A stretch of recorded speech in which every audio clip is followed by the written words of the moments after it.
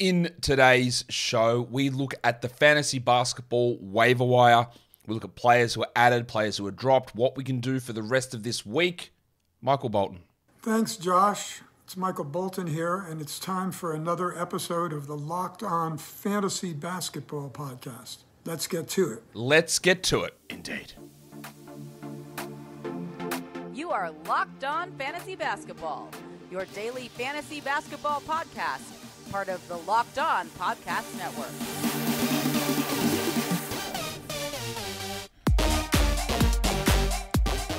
Hello and welcome to the Locked On Fantasy Basketball Podcast, brought to you by Basketball Monster. My name is Josh Lloyd and I am the lead fantasy analyst at basketballmonster.com. And you can find me on Twitter, as always, at redrock_Beeble, on TikTok at redrock_Beeble, and on Instagram at Locked On Fantasy Basketball. Thank you for making Locked On Fantasy Basketball your first listen every day. We are free and available on all platforms. So we're here to look at the waiver wire. A lot of waiver wire stuff at this point of the year, it's got to be short term. Like, we're not talking rest of season ads. We're not talking stashing and waiting. Like, we're talking dropping guys who are top 80 players because they play one game to end the week in the last 4 days. Like, that's what we've got to do. Roto leagues, a little bit of a different situation, obviously, but we've got 2.5 weeks left in the regular season here for the NBA. So you've just got to be making moves that make sense to get more games in. Even in Roto, if you're down on your games cap, you need to start churning guys in. Like in one of my Roto leagues, one of my positions, a few of mine are over, some of are under, but one of my positions, I've got 15 games left. And there's like 18 games left, or 18 game days left in the season. So if I just keep one player in that spot, I'm not going to hit the games max. So I've got to start rotating guys through in that position. So have a look how many games left in your Roto League you've got for each spot and count how many days are actually left in the season, because it won't be just as simple as keeping that one person in that spot. You're going to have to start getting guys in. And if you leave it too late, there's nothing you can do to keep up. You cannot catch up if you've got more games left in a slot versus days left in a season. So you're going to have to start looking at that and getting it started and getting it going quickly. In saying all of that, let's look at some of the most added players on the waiver wire. Warning. Let's get it on, Gilly. All right, the most added player, well, the first two most added players on the wire are both Utah Jazz players, Ochai Agbaji and Chris Dunn. Now, there is an element there, I think, of chasing. Last time out, both of these guys put up gigantic numbers for very specific reasons, but they both put up gigantic numbers. Now, the Jazz have a pretty good schedule. They play Wednesday, Friday, Saturday. That's totally good. But we have to remember the last game, Larry Markkinen was out, and that enabled Agbaji to get a lot more usage and get a couple more rebounds, and he also shot 60% from three. We also have to remember that Taylor Horton-Tucker had 5 fouls in 21 minutes, so Dunn played 28 minutes, or 29 minutes, actually, or 31, actually, it was, in the end, where Dunn had played 20, 21, 16, the last 3 games prior to that. So, while, yes, I absolutely agree that Chris Dunn is a must-roster player, because even in 22 minutes a night, he is a guy that impacts 12-team leagues, and with 3 games coming in the next 4 nights, it makes a ton of sense. And yes, Agbaji's worth looking at with Jordan Clarkson, the man on the street, actually being the man on the sidelines. JORDANCLARKSON. Like, Agbaji's going to play 30 minutes a night. He's not going to shoot 60% from 3. He's probably not going to have the same usage or score 20 points a game, maybe 16 points a game with 2 threes. That's still pretty good. But I think that we need to, while adding them is correct, I think we still need to be cautious about what output they're giving us. The next most added player is the wave pool, DeAnthony Melton. With PJ Tucker out last game, he was great, and now the specter of Jim Harden's injury looms. Harden is listed questionable for today's game. They have a back-to-back coming up, and I am certain. Now, I want to be really clear on this, and I get it because sometimes I talk a lot. I have a lot of stuff that I put out, and it can be hard sometimes to always hear what I say. But this is just one example. Like, someone messaged me this today, say, "Hey, you said that James Harden's not going to play a game this week," and that's not what I said. What I said was, I'd be really surprised if he plays all 3. In fact, I think it's very unlikely he plays in both games that back-to-back, and I think a best-case scenario is probably, well, not even a best case, but I think a likely scenario is 1 game out of the next 3 for Harden. That's what I expect. I didn't say, and I'm not putting that out there, that he's going to miss the rest of the week. I think that with 3 games in 4 nights coming up for the Sixers, there's no way Harden plays all 3 of those, and there is a chance that he sits 2. That's the point I was trying to get across with that one. So, what that means is that every game that Harden is out, D'Anthony Melton steps up into a bigger role. That's just pretty straightforward stuff. He's not always going to succeed in a big role, but the big role is there. Now, prior to that, he was struggling. He was playing like 18 minutes a night, but now that someone's out, we go back to Melton, and that makes a lot of sense. One of the other most added players is John Kuminga in Golden State, and he's someone I just don't feel comfortable trusting. Is it okay to use him? Sure. They play Wednesday, Friday, Sunday to end this week. He's played 26, 30, and 26 minutes the last 3 games. I feel like he's going to get over 25 a night comfortably, but he can have issues with lack of counting stats outside of points and sometimes efficiency issues. He'll have the nights where he's 80% and then 40% with 1 of 3 from the line. I don't have any problem with adding Kuminga, but he's not someone I'm massively into. Austin Reeves, one of the most added players. Fair enough. He was awesome last time we saw him. We've gotten through the 2 days where he hasn't played, and now they play 3 games in 5 nights to end the week. Great. He's a great add for now. Love it. In Charlotte, Big Dick Nick Richards. I do not know about Mark Williams. I have no idea whether Mark Williams is going to play. The Hornets don't play till Thursday, so we probably won't hear anything until tomorrow on that anyway. But Richards, people dropped him because he played 13 minutes against the Sixers with 5 fouls. People don't look into context with a lot of this stuff. They didn't look into context. He played 26 against the Pacers and was great. And they have a Thursday, Friday, Sunday schedule. 3 games in 4 nights to end the week. I don't know if Williams plays. Got absolutely no idea. He may not. I expect that he doesn't. But Richards is a strong add, but he probably shouldn't have been dropped anyway after that game. Although, to be fair, he was dropped because they didn't play a game across the weekend. But, adding him back for Monday was the smart move. Let's talk about this one now. We've gone 5 minutes, 6 minutes before without talking about it. Paul George out for the rest of the regular season. Let's be fair. 2 to 3 weeks, Woj. Come on, mate. That's the end of the regular season. Don't worry, he's not playing in the regular season. I expect he's going to miss some time in the playoffs as well. That's a reevaluation, 2 to 3 weeks, as Obi decides to leave. George is not returning anytime soon. That knee injury looked bad. At least it appears he's avoided a serious ACL injury. I would again, a knee sprain in 2 weeks is fanciful thinking. It's just not realistic. He is going to miss time here. But for fantasy purposes, he's done. Right, he's finished. I don't know who they start. They could very easily start Eric Gordon. They could start Terrence Mann. I think it's fair to say that both guys get boosts. Gordon's already playing 28 minutes a night, so whether he starts or not, it doesn't actually change that much. He might go from 28 to 31. Right? He doesn't change that much. But Terrence Mann's playing sub 20. So he goes from sub 20 to 29. So let's say Eric Gordon takes Paul George's role and goes from 29 to 33. That means Terrence Mann takes Eric Gordon's role and moves from 18 to 28. That becomes interesting. Yes, if Russell Westbrook is available in your league, this is a huge boost for him. I think he plays way more minutes and his usage goes up. RIP, your percentages, they're going to suffer. But the other stuff's going to go up for him. Especially with Norman Powell out as well. These other guys are going to have good numbers. Now, Terrence Mann is one of the most added players. I think he's worth a look, but I'm also understanding that he's not going to be awesome. I don't think he's going to be fantastic. I don't think he's going to be putting up great numbers. Same with Gordon. Like rest of season, I don't have either of these guys projected as top 100 players or even top 120 players. That's with Paul George out. They're just, with the ecosystem of this team, they're just, to me, not likely to get there. But they can still be useful enough. The Clippers play Thursday, Saturday, so 2 more games this week. There's an opportunity there to see what we can do with them. So I would add Mann over Gordon, but it's a bee's dick in it, mate. Like, it's so close. I could go either way. You go further down the list, and then you look at Batum. Like, that's much further. The other one interesting is Marcus Morris, who is bad. And honestly, I don't know how he gets gifted starters minutes on this team. He has been a bad player for a very long time.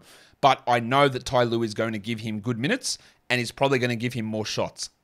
He is a guy that needs like a lot of minutes and a lot of shots to be fantasy relevant, but he might just end up getting that. So he probably moves into that mix alongside Gordon and Mann as a 12-team adjacent player. They probably give some extra minutes to Covington. They might give some to Amir Coffey, but that's probably not going to be 12-team relevant. But Terrence Mann is the guy that has been added in most spots here. I think it's okay. I don't think it's an absolute game changer by any means, but it is worth looking at. And then the other one is Benedict Mathurin, because he was dropped because of the injury. Fair enough. He came back, he played well, but we also have to understand that he has been a terrible category league player all season.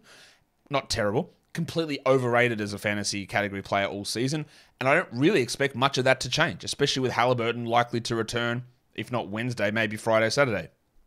So Mathurin is fine to add, just understanding his limitations and how you have to build that into your team. If you do that, then you'll be all right.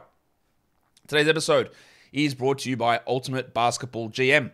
You are a fantasy basketball player and you have dreamed of becoming an NBA GM. Don't lie, I know you have. Well, if you had that dream, now you can play it out, manage every strategic aspect of your team, play through the season, and lead your team to glory. You're responsible for hiring the right coaches and the assistants, training your players, trading for players, free agency, making draft picks, just basically navigating your franchise through a season, doing everything that you need to do to get them on track to win the title. It's all challenging. It's in a realistic game world. Ultimate Pro Basketball GM is completely free and playable offline, so you can play whenever and wherever you want to. Locked On Fantasy Basketball listeners get 100% free boost to their franchise when you use the promo code LOCKEDON, that's all caps, one word, in the game store. So make sure you check it out. To download the game, just visit probasketballgm.com. You can scan the code that's on your screen or look it up on the app stores. That is probasketballgm.com. The game is Ultimate Basketball GM. Start your dynasty today.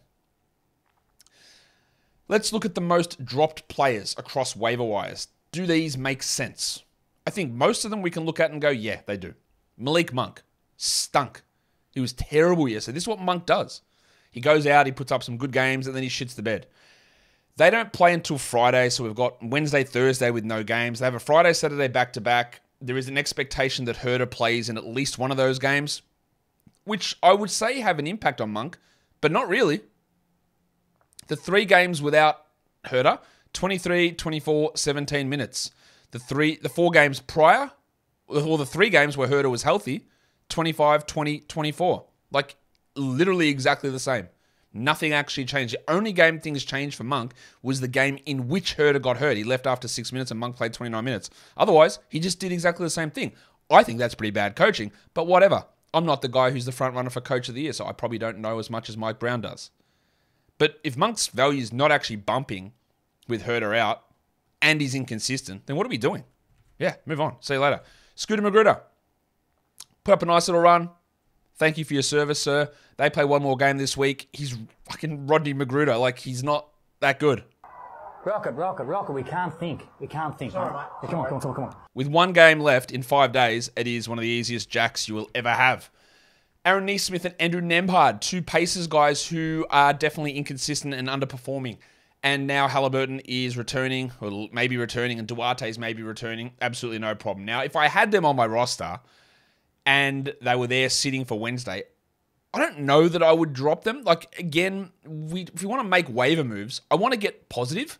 And by positive, I mean, I want to get extra games. So I'm not dropping a Nembhard or a Neesmith to add someone who just plays the same amount of games, especially on that day. Right? He's playing Wednesday, I'll drop him and get someone else that plays Wednesday. And they still have a Friday, Saturday back-to-back. So they've got 3 games in 4 nights coming up the Pacers. So I get it from a underperforming aspect. But if you drop him and had someone who plays 2 more games this week or plays Wednesday and then Saturday, like, is that actually worth it? Work out how you maximize games. Because Nembhard is still going to start. Neesmith is probably still going to start, albeit likely 20 minutes a night. So 3 games in 4 nights, I wouldn't be that quick to well with that. They were terrible, must drop. A lot of numbers game stuff. And I am, as I've said many times, working on ways, and I think I've figured it out, for next year's leagues that I run, where we have a situation where there is no games played discrepancies in a fantasy matchup. You will play whatever the number is. Everyone will play 40. There's no last game max game limit loophole where you can go over on the final day. It is a set amount of games every week. I figured, and it's not like Sleepers format of you play once. It's, yeah, I think I figured it out. And I think it's going to be good. Marvin Bagley IV has been dropped. He's on the waiver wire. That's where he is. Rightfully so. Again, 1 game left for the rest of the week for James Wiseman. 1 game left for the rest of the week for James Wiseman Sr., Marvin Bagley III. These guys can be dropped. I know it's really, really hard to drop someone like the actual Marvin Bagley after that massive performance yesterday.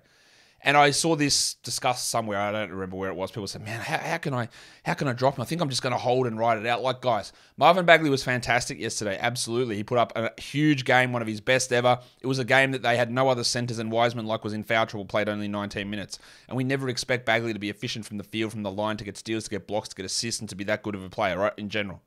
And even if he did that, again, for their game on Friday, that's one game in 5 nights. I can actually make up that difference at his absolute peak by getting other players in for the rest of that week. So I don't see any justification for holding on to Marvin Bagley after he just... And I know it screws with your brain. How can I possibly drop him after that performance? And I know we're talking Wiseman here, and we're talking Hayes as well, who was great last game too. Like, how can I drop him? Look how good he was. Like, the chances of that happening again is so infinitesimally small, and you just got to go with the 5. You can get 5 games into that roster spot versus 1. And it's Marvin Bagley, or James Wiseman, or Killian Hayes, or Jaden Ivey. Most dropped players, Paul George, yes. We hope that he's able to recover and play a prominent part in the playoffs. I have some doubts, but he's done for the regular season. And then this one was weird. Why is Eric Gordon one of the most dropped players? Actually, you know what? I don't get it. Because I know that he was quite poor yesterday, Eric Gordon. He was poor. But if you dropped him because he was poor yesterday, then you know that Paul George got hurt in that game. So that doesn't make any sense. That is the ultimate, I am reacting to one game with zero context move. That's all that is. That is that, like, this guy, I've never touched him, he was terrible, he's ruining my team, never again. Without looking at any context surround the situation whatsoever. All you had to do was actually look at what happened in the game and go, yeah, he was terrible, but Paul George is done. Like, maybe I'll just hold and see what happens. He was bad. But that's weird. That's bad fantasying, I think. I'm not saying Gordon's going to be great, but it's a poor thought process. Today's episode is brought to you by FanDuel. The tournament is heating up, and now is the perfect time to download FanDuel, America's #1 sportsbook, because new customers get a no-sweat first bet up to $1,000. That's bonus bets back if your first bet doesn't win. Just download the FanDuel Sportsbook app. It's safe, secure, and super easy to use. You can bet on everything from the money line, point spreads, three-pointers drained, points scored per player. It is all there. We've looked at some of Wednesday's action. The Spurs are a staggering 17.5-point underdogs against the Bucks. I know they're bad. That is I don't know if I've ever seen a spread that big outside of college basketball. That is insane. And they probably won't cover it. You can check that out and all of the action for the NBA over on FanDuel. And FanDuel even lets you combine your bets for a chance at a bigger payout with a same-game parlay. So don't miss the chance to get your no-sweat first bet up to $1,000 in bonus bets when you go to FanDuel.com/lockedon. That's FanDuel.com/lockedon to learn more. Make every moment more with FanDuel, an official sports betting partner of the NBA. And don't forget to gamble responsibly. Let's look at expendable players. And you're going to look at that first name there and go, Josh, have you lost your mind? Yes, but not here. The name that I've got at the top of my expendable list is Karl Anthony Towns. Now, this is for after Wednesday's games. After Wednesday's games. Towns is back. Awesome. We have waited since November for this. As Meek Mill used to say, I've prayed for times like these. Here he is. We're back. 4 months later. 100 days or whatever it is. He's back. But after today, they don't play until Sunday. And Towns is going to be on a minutes limit, I am guessing. Maybe he plays 24 minutes. And that would mean that I go for zeros for Thursday, Friday, Saturday to get 24 minutes out of a rusty Karl Anthony Towns. And while we might enjoy things being rusty like our trombones, I'm not sure that we like our Towns being rusty and taking up a roster spot for those 3 nights. This is more important if your league ends on Sunday. This is more important if you are in a situation where you are in a tight battle to get through to next week. But for the rest of this week, I don't think Towns, after Wednesday, like if you've got him now, you hold him. Like for the rest of this week, I don't think Towns is a top 200 player on a totals basis. And that's where you got to make a hard call. He could go out and have a huge game. Right, I doubt it, but he could. He could have 20 and 10 in 25 minutes. It's possible. but I've also sacrificed a roster spot for 3 straight days. Now, if you're able to do some sort of IL plus shenanigans, maybe you can, and you're able to put him into your lineup on Wednesday and back in IL Thursday, congratulations. You've worked the system well, and that's fantastic. But if you haven't, I'm not sure he's worth a hold. You'll notice a few Timberwolves on this list. Mike Conley, Jaden McDaniels, Kyle Anderson. It's the same thing. One game, 4 nights. And it's not until Sunday. For as good as these guys can be, well, McDaniels isn't that good. Conley's not that good. Although Conley's been playing better of late. Kyle Anderson's been dominating, but he's probably going to drop off a little bit with Towns back. The one game's not worth it. You can make that decision again to hold if you're in a strong spot for the week. But the longer you wait to hold on to them after Wednesday's game, the less value you get out of that spot. If you wait and then drop them Saturday or Friday, you've lost that value of getting someone in on Thursday. So if you're going to make a call on it, you've got to do it after today's game and get the extra value in those 3 bonus days. Maga Porter Jr. and Aaron Gordon. These are not guys that I think are going to be top 200 value after Wednesday's game because they play one more game and it's on Saturday. Again, it's really hard to get one game in 4 nights and be a useful 12-team league player. It's very hard. And that's going to be the same with a lot of these guys here on this list. Like Killian Hayes, the same thing. One game, rest of the week. You can't hold on to that. The other interesting one here is Emmanuel Quickly. And this goes with a lot of Knicks players. If you are in your final week, after Thursday, you drop everybody because they're done. If you are not in your final week, Quickly's a fringe player. Josh Hart is probably a fringe player. RJ Barrett is a fringe player. After Thursday, you drop them because they don't play for 3 nights to end the week. And they're not good enough to create zeros on your team for that long. So while Quickly is an expendable player, it's after Thursday. But even if you wanted to add someone else in, it would make sense given he's got 1 game in the final 4 nights of the week. But if he's on your roster, you hold through Thursday and then drop, and you get the same benefit as dropping before Thursday. Actually, you get less benefit. So he is expendable, like the Knicks, but you wait until after Thursday.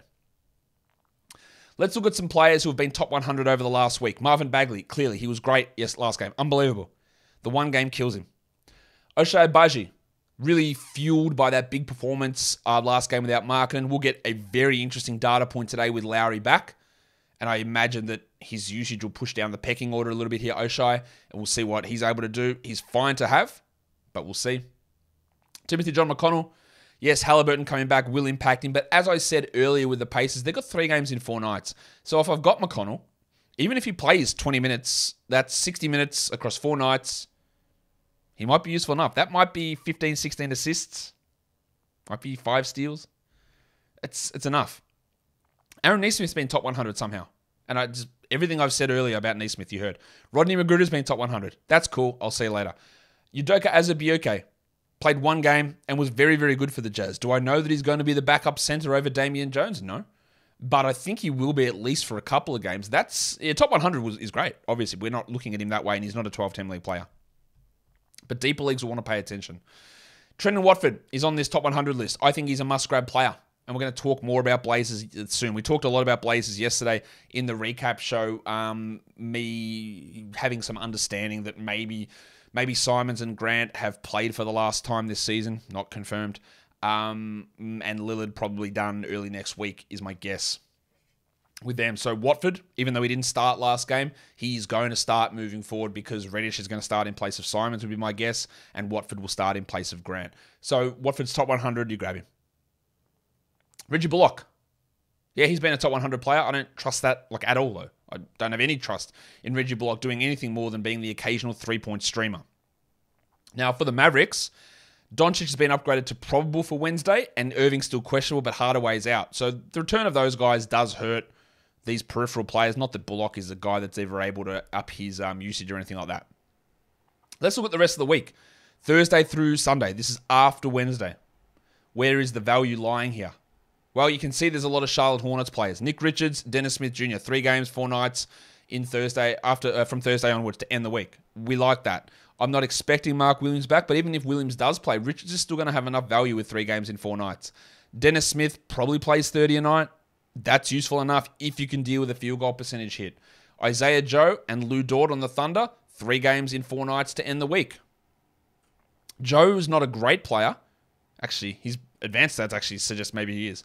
But in terms of being a double-digit scorer who can hit multiple threes, you can do that 3 times in 4 nights, I feel really good about using him.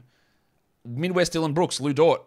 Yes, great defense last game on Kawhi. His volume helps, especially for points leagues.